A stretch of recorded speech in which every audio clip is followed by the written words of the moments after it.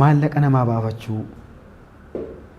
namaa baafachuu keessumaa dhaabbata liqiif qusannaa ta'uu danda'a, maayikiroo faayinaansii xixiqqaa irraa ta'uu danda'a, baankii irraa ta'uu danda'a.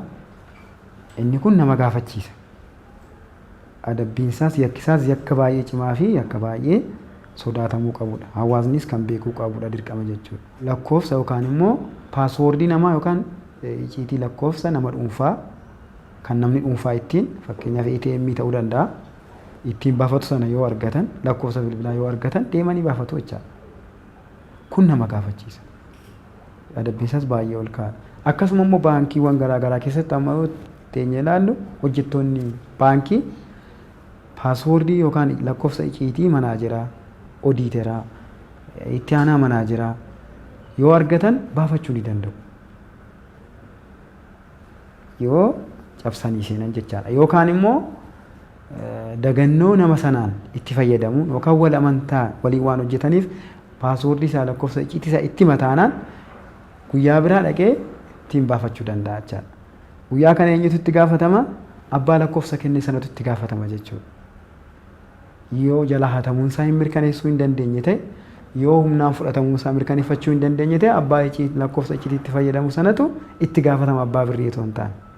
Abbaan birrii kan itti gaafatamu akka carraa ta'ee yeroo baay'ee baankiiwwan garaagaraa irratti kaameraan maxxanfamee yookaan tolfamee jira waraabama jechuudha. Suurriin ta'a yeroo inni baasu ATM'dhaanis ta'uu danda'a, waraqaanis ta'uu danda'a.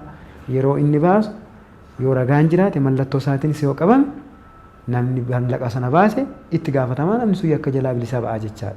Maallaqa namaa fudhachuun baafachuun nama gaafachiisa jechuudha. Fakkeenya yeroo dhiyootti ta'e baankii daldala Itoophiyaa irratti gocha akkasiiti jechaadha. Gocha akkasiiti. Kompiitara kiraamii keessatti itti dhufuu nan danda'a. Barattoonni baay'een akka beeksisa irratti argaa jirru televezyiiniidhaanis miidiyaa garaagaraanis keessumaa barattoonni yuunivarsiitii qarshii baasanii jiran. Ammanumaayyuu maqaan isaanii egaa poostii ta'aa jirutti yookaan maxxanfamaa jirutti dirree mana barumsaa keessatti jechuudha. Isaan akkasii ATM yookaan immoo maashina ittiin birrii baasan kana fayyadamuudhaan dhaqee gaafa baafatu maashin lakkoofsi isaa galmaa'e taanaan ATM'n sun galmaa'e taanaan namichi kun yakkaan gaafatamaa jechaadha.